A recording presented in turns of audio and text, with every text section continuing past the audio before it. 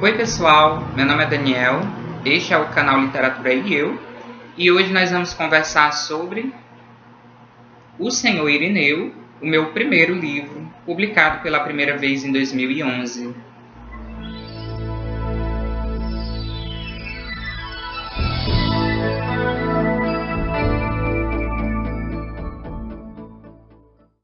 Eu decidi fazer essa releitura agora que o Senhor Irineu está bem perto de completar 10 anos de existência, não de publicação.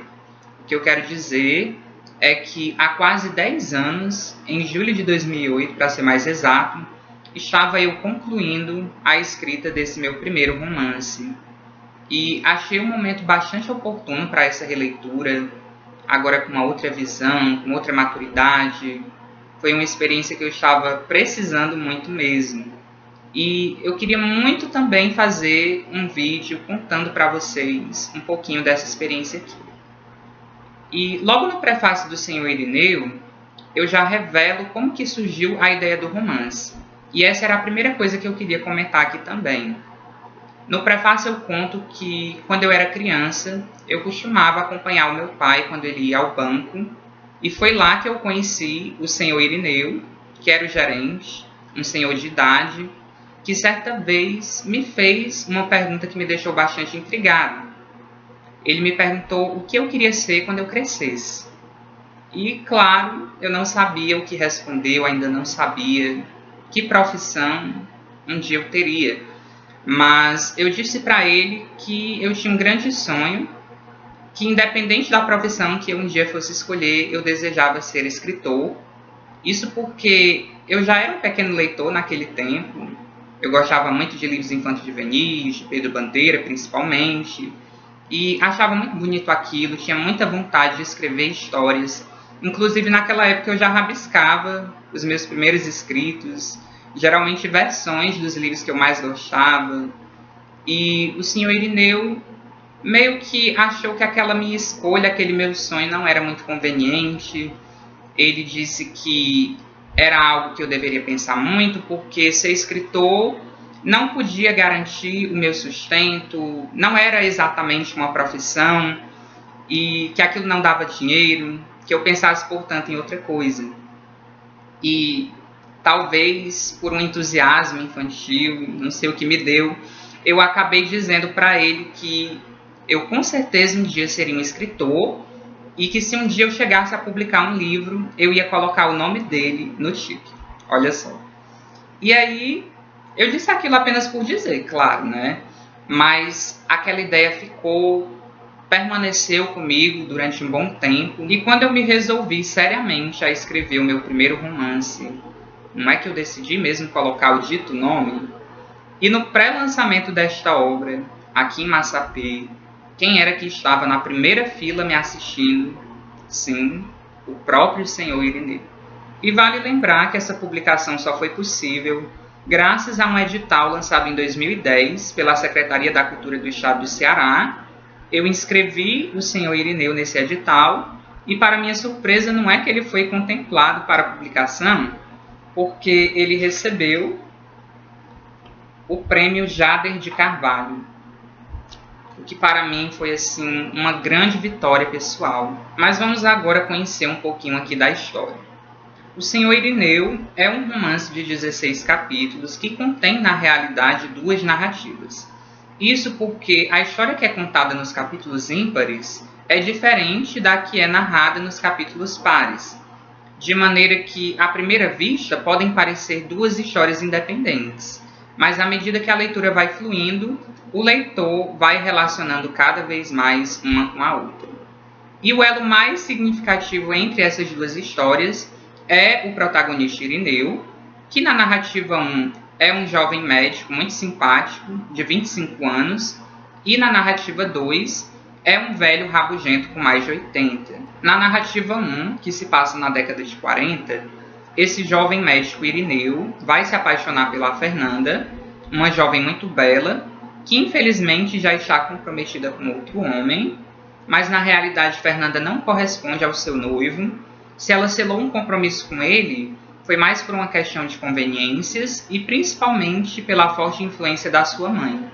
E claro que Irineu vai se aproveitar disso para tentar se aproximar da Fernanda, que imediatamente vai corresponder aos seus sentimentos. Mas eles têm esse obstáculo do compromisso de Fernanda, que acaba sendo um problema que tem uma força muito maior pela época em que se passam esses acontecimentos. Na narrativa 2, que se passa na década de 90, temos esse velho rabugento chamado Irineu, que não fala com ninguém, que vive sempre muito isolado, sempre distante de todas as pessoas, mas que acaba despertando a curiosidade da sua vizinha, a dona Meire, que é psicóloga. Ela acredita seriamente que esse comportamento tão rude do senhor Irineu tem uma explicação em seu passado. Um passado que ele se nega totalmente a comentar. Então, ela acaba ficando tão curiosa pelo passado do seu vizinho que isso, de certa forma, se torna um capricho. Ela deseja muito, ardentemente, descobrir o que foi que aconteceu no passado dele, que o tornou neste senhor, neste velho tão amargurado. Mas Dona Meire tem um filho que se chama Fernando, um nome que, portanto, nos remete para um personagem da narrativa 1. Esse Fernando é um jovem estudante que está concluindo o ensino médio e que vai se interessar pelo capricho da sua mãe. Ele vai se aproximar do Irineu para descobrir também esse misterioso passado do velho. Ele chega a fazer uma visita a Irineu, usando como uma desculpa um trabalho de escola que ele tem que fazer. E, para a surpresa de todos, Irineu fica assim, profundamente encantado com o Fernando e o recebe muito bem em sua casa. O que ninguém sabe é que, na realidade, o Fernando lembra muito uma pessoa bastante importante do passado do senhor Irineu. Fernando está apaixonado por Mariana, que é uma garota que, embora de certa forma corresponda, acaba se esquivando dele depois que descobre que o Fernando é alguns anos mais jovem do que ela.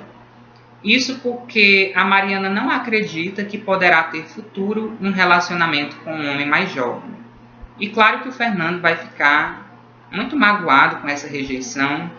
Ele vai pedir auxílio, conselhos ao próprio senhor Irineu, e isso, de certa forma, faz com que os dois se aproximem cada vez mais. Assim, essas duas tramas vão sendo contadas simultaneamente, até que em determinado momento do livro, elas meio que se misturam, se confundem bem diante dos olhos do leitor, de maneira que aquelas duas histórias que pareciam a princípio tão independentes acabam se tornando numa história só.